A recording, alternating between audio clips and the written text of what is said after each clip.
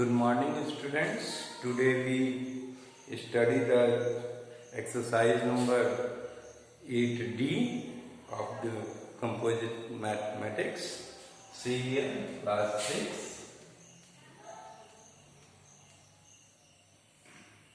Subject mathematics and exercise is 8D. In exercise 8D, here is the we have to find out the, just see the first question कैसे हम लोग find out करेंगे सारे question. आपको इसमें increase निकालना है, इंक्रीज। जैसे एक क्वेश्चन दिया हुआ है 171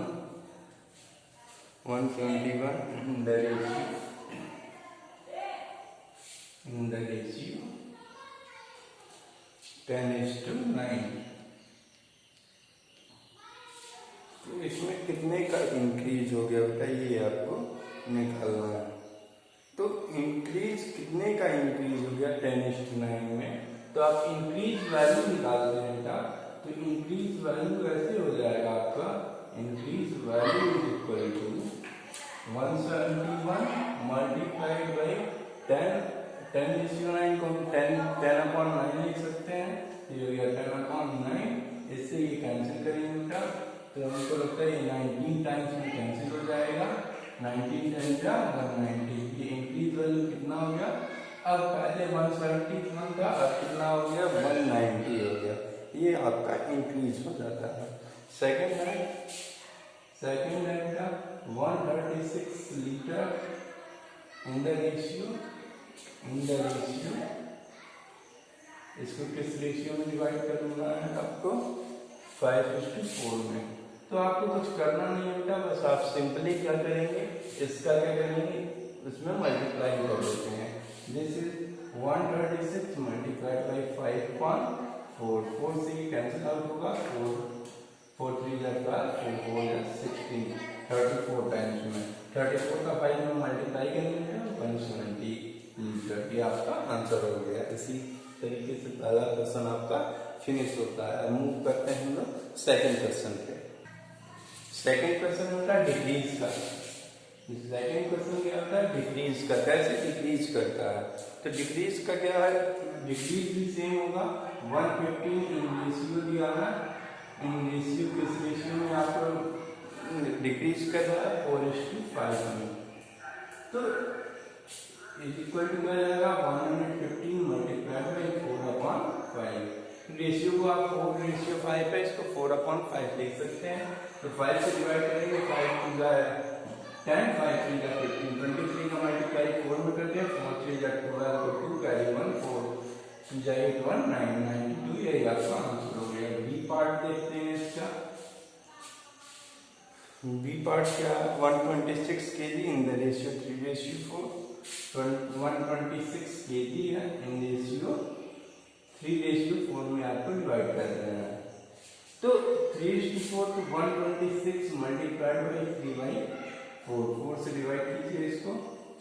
तो 4 से डिवाइड कब करेंगे बेटा, तो 4 3 जा 12, 6 4 1 जा 4, 2 0 4 5 31.5 टाइम्स में डिवाइड हो जाएगा। उसका मल्टीप्लाई कर देंगे, 3 5 जा 15 को 5 कैरी 1, 3 5 जा 3 1 4, 3 3 जा 9। ये 94.5 kg है, तो इसको kg में आपका आंसर हो जाएगा।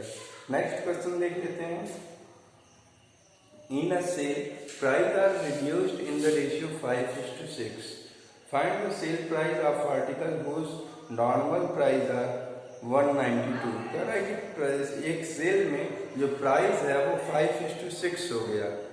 तो कह रहा है कि उसकी सेलिंग प्राइस फाइंड आउट कीजिए, जबकि उसकी नॉर्मल प्राइस जो है 192 रुपए है। तो उसकी नॉर्मल प्राइस क्या होगी, तो नॉर्मल प्राइस के लिए देख लेते हैं बेटा। थर्ड का ए है, ये किस रेशियो में जो घट रहा है वैल्यू 5:6 के रेशियो में घट रहा है। तो हमसे पूछ रहा है कि उसकी सेलिंग प्राइस क्या होगी, जबकि नॉर्मल प्राइस दिया हुआ है। नॉर्मल प्राइस क्या दिया हुआ है, नॉर्मल प्राइस जो है वो दिया हुआ है कि वो 192 रुपीज़ है, तो उसकी सेलिंग प्राइस क्या होगी। क्लियर। तो इसको देखते हैं इस क्वेश्चन को। तो यही है बेटा कि घट रहा है तो सेलिंग प्राइस क्या होगा, सेल प्राइस जो है उसका घटने की कंडीशन है, तो ये हो गया 192 मल्टीप्लाइड बाई 5/6, 6 से ये 32 टाइम्स में कैंसिल हो जाएगा, 32 का 5 में मल्टीप्लाई करेंगे तो ये 160 रुपीज, ये आपका आंसर हो जाएगा। बी पार्ट है जो इसका नॉर्मल प्राइस, जब आपका सेल में किसी भी आइटम का नॉर्मल प्राइस जो है वो है आपका 531 रुपीज, 531 रुपीज 72 पैसे, तब का क्या होगा। क्लियर। तो तब के लिए क्या होगा, इसके लिए हम निकालते हैं सेलिंग नॉर्मल प्राइस। तो नॉर्मल प्राइस इसके लिए क्या हो जाएगा बेटा, ये हो जाएगा 531.72 मल्टीप्लाइड बाई 5.6, 6 से डिवाइड करते हैं इसको, 5 से 6 से कितने टाइम्स, 6 7 8 जा 48, 5 1 6 8 जा 41, सॉरी 6 8 जा 48, यहाँ 5 बचा, 1 5 8 जा 48, 3 बचा, पॉइंट लग गया 6 टाइम्स में और 2 टाइम्स में, 88.62 टाइम्स में ये पूरी तरीके से ये डिवाइड हो जाएगा। तो फिर इसका मल्टीप्लाई हम इसमें कर देते हैं, तो ये आंसर आ जाएगा बेटा आपका कि 588.62 मल्टीप्लाइड बाई 5 कर देंगे तो 5 2 जा 10 तो 0 कैरी 1, 5 6 जा 31 31 को 1 कैरी 3, 43 को 3 कैरी 4 44, डेसिमल यहाँ लगा देंगे, यही आपका आंसर हो जाएगा। इतने rupees, sorry just a minute बेटा, इतना ओके, इट इज करेक्ट बेटा, 443 रुपीज 10 पैसा, it is your answer. Come on the next question, question number 4. We see the question number 4. It is said that the in what ratio must be 45 to be increased to become 54. कह रहा है कि 45 को किस ratio में वो increase करेगा कि वो 54 हो जाएगा। क्लियर बेटा। तो इसको करने के लिए हम क्या करते हैं, यहाँ पे हम देख लेंगे उसको कि 45 से 54 होने के लिए उसको किस रेशियो में वो इंक्रीज करेगा कि वो 45 से 54 हो जाएगा। ओके बेटा। तो सी नेक्स्ट क्वेश्चन। नेक्स्ट क्वेश्चन से है कि sorry fourth one, I think so fourth question is that one कि किस रेशियो में हम 45 इंक्रीज करेगा कि 54 हो जाएगा, किस रेशियो में। तो यहाँ पे 45 है वो क्या हो जाएगा 54 हो जाएगा। तो कह रहा है कि किस रेशियो में इंक्रीज करेगा। ओके बेटा। तो किस रेशियो में इंक्रीज करेगा, दैट मीन्स ये हो जाएगा क्या आपका 54/45 कर देंगे। तो 9 से 6 टाइम्स में, 9 से 5 टाइम्स में, तो ये क्या हो जाएगा 6/5, ये आपका आंसर हो जाएगा। ओके ओके बेटा, क्लियर। नेक्स्ट क्वेश्चन देखते हैं। In what ratio must 132 be decrease to become 104। 104 होने के लिए वो किस रेशियो में डिक्रीज करेगा। तो पहले क्या लिख रहे हैं हम, जो डिक्रीज वैल्यू है उसको टॉप पे लिख रहे हैं और जो नॉर्मल वैल्यू है जो पहले वैल्यू थी उसको हम नीचे लिख रहे हैं। तो सेम प्रोसेस इसमें भी अपनाएंगे। तो ये 50% क्या हो जाएगा। पहले क्या था कि पहले था आपका 130 था, पहले 130 था, अब नॉर्मल हो गया 104 पे आ गया। तो कितना किस रेशियो में ये डिक्रीज करेगा, किस रेशियो में ये डिक्रीज करेगा ये आपको बताना है। तो किस रेशियो में डिक्रीज करेगा तो ये हो जाएगा 104/130। तो ये हो गया 8 टाइम्स में 13 और 8 10 टाइम्स में 13 से 13 8 104, 13 10 जा 2 से डिवाइड कर देते हैं बेटा। तो 2 4 जा हो जाएगा, 2 ये 5 जा हो जाएगा। तो ये हो गया 4/5 इज इक्वल टू 4:5, ये आपका आंसर हो जाएगा। ओके बेटा, नेक्स्ट क्वेश्चन देखते हैं। क्वेश्चन नंबर 6 है, what multiplying factor increase 100 to 125? 100 से 125 होने के लिए किस नेट मल्टीप्लाइंग फैक्टर को काम मल्टीप्लाई करेंगे कि वो 100 से उठ के 125 हो जाए? तो मल्टीप्लाइंग फैक्टर का फार्मूला होता है बेटा, multiplying factor is equal to होता है आपका, multiplying factor is equal to होता है, फार्मूला होता है new quantity upon original quantity, new quantity upon original quantity, ये मल्टीप्लाइंग फैक्टर का फार्मूला होता है। New quantity upon original quantity का ये फार्मूला होता है। तो नॉर्मल न्यू क्वांटिटी क्या है आपकी, ये न्यू क्वांटिटी है 125 अपॉन ओरिजिनल क्वांटिटी क्या है 100 है। तो 125 अपॉन 100, 5 से करेंगे 25 5 जा 125, 25 4 जा 100, तो ये हो गया आपका 5/4। ये जो एकदम मल्टीप्लाइंग फैक्टर, ये आपका क्या है, एक मल्टीप्लाइंग फैक्टर है 5/4, जो कि इसका मल्टीप्लाई जब आप 100 में कर देंगे तो वो 105 बन जाएगा। नेक्स्ट क्वेश्चन देखते हैं, what multiplying factor decreases 72 to 60? 7% का रहा था, ये 6% था, 7% ही कह रहा है कि आपका क्या ऐसा कौन सा मल्टीप्लाइंग फैक्टर है कि वो 72 से लेके 60 पे ले आएगा और डिक्रीज कर देगी उसकी वैल्यू को। तो मल्टीप्लाइंग फैक्टर का फॉर्मूला आप जानते हैं, न्यू क्वांटिटी क्या था आपका 60 है और ओरिजिनल क्वांटिटी क्या है 72 है। पहले 72 था, बाद में डिक्रीज करके 60 हो गया। तो न्यू मल्टीप्लाइंग फैक्टर का फॉर्मूला होता है new quantity upon original quantity. तो न्यू क्वांटिटी क्या होता है 60 है अपॉन ओरिजिनल क्वांटिटी क्या थी 72 थी, 60 अपॉन 72, इसको 12 5 जा 12 से मिला, ये क्या हो गया 5/6, ये आपका आंसर हो गया। क्लियर बेटा। नेक्स्ट क्वेश्चन की तरफ बढ़ते हैं। क्वेश्चन नंबर 8 है जो इस एक्सरसाइज का लास्ट क्वेश्चन है। करा इन what ratio is the number increase if it is increased by 1/10 of itself? अगर कह रहा है कि वो किस रेशियो में नंबर इंक्रीज कर गया जब वो अपने का 10 टाइम्स 1/10 इटसेल्फ वो इंक्रीज कर रहा है, तो किस रेशियो में अपना इंक्रीज कर रहा है, उसके लिए हम देखेंगे next question. In what ratio is number increase? किस रेशियो में नंबर इंक्रीज कर रहा है जब क्या हो रहा है इसका कि if it is increase by 1/10 of itself, 1/10 वो अपने का बढ़ जा रहा है। तो मान लेते हैं let the number be 100, let the number be 100, मान लेते हैं कि वो 100 हो गया। अब वो न्यू नंबर क्या हो रहा है, न्यू नंबर क्या हो जा रहा है, ये अपने का 1/10 बढ़ जा रहा है। दैट मीन्स 100 मल्टीप्लाइड बाई 1/10, तो ये 100 का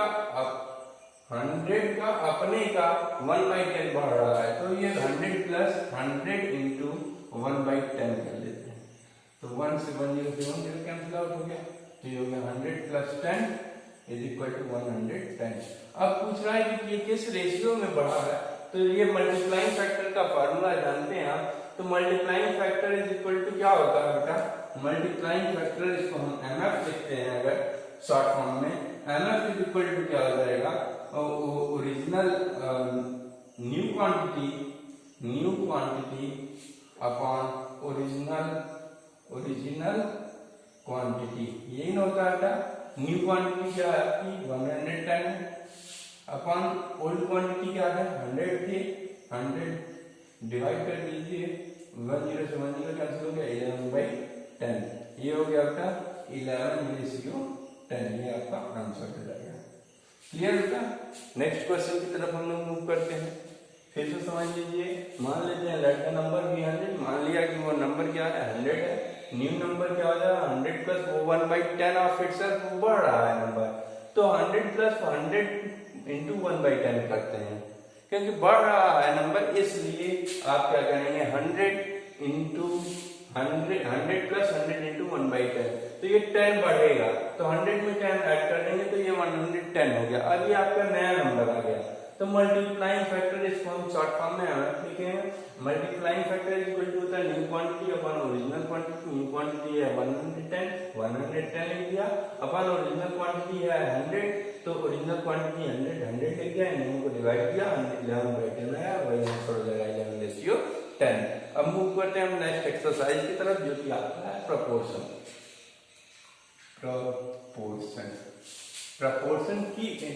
प्रपोर्शन क्या होता है बेटा, ये हम आज जान लेंगे, फिर कल से हम लोग एक्सरसाइज की तरफ मूव करेंगे इसके। आज बस हम लोग ये जानेंगे कि प्रपोर्शन होता क्या है।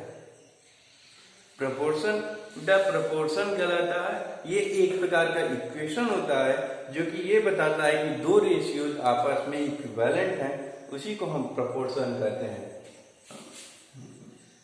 When the two ratios are equivalent,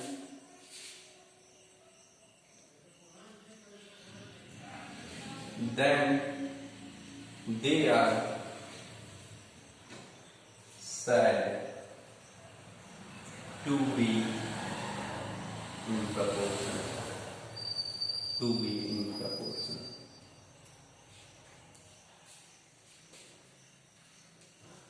ये कहता है कि जब दो रेशियो इक्विवेलेंट होते हैं तब उन्हें क्या कहेंगे कि ये प्रपोर्शन में हैं।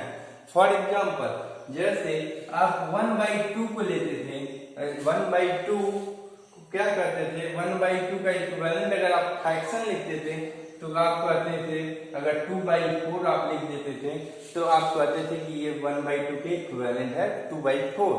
अब यहाँ पे बात क्या है, इसी फ्रैक्शन को आप कहते थे कि इक्विवेलेंट फ्रैक्शन है। अगर हम इसी को रेशियो के फॉर्म में लिखें 1:2 इज इक्वल टू 2:4, तो ये आप कहेंगे कि ये प्रपोर्शन में, ये रेशियो अगर दोनों बराबर हो जाएंगे तो आप कह देंगे कि ये प्रपोर्शन में है। क्लियर।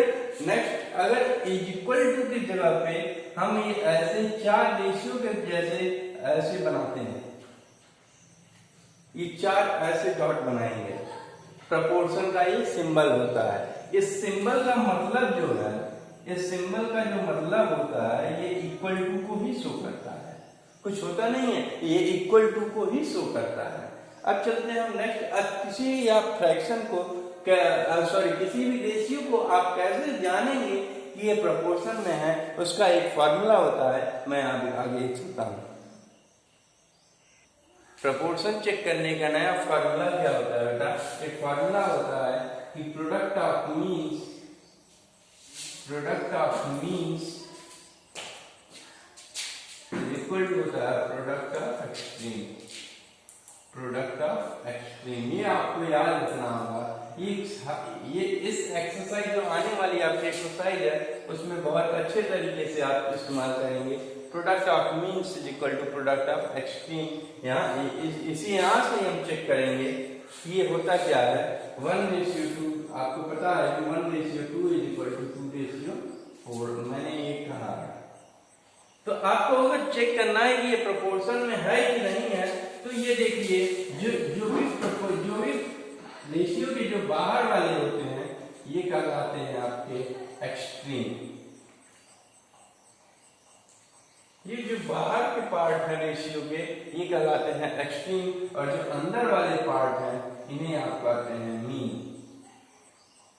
तो जब इन दोनों के प्रोडक्ट के बराबर हो जाएगा तो आप कह देंगे कि ये आपका रेशियो, जो गिवन रेशियो है वो प्रोपोर्शन में है। तो चेक कीजिए, for let us check 1 into 4, ये कितना हो गया 4। Second 2 into 2 into 2 is equal to 4. Then here is 4 also and here is also 4. Then we can say that 1:2 1:2 and 2:4 are in the proportion, are in proportion.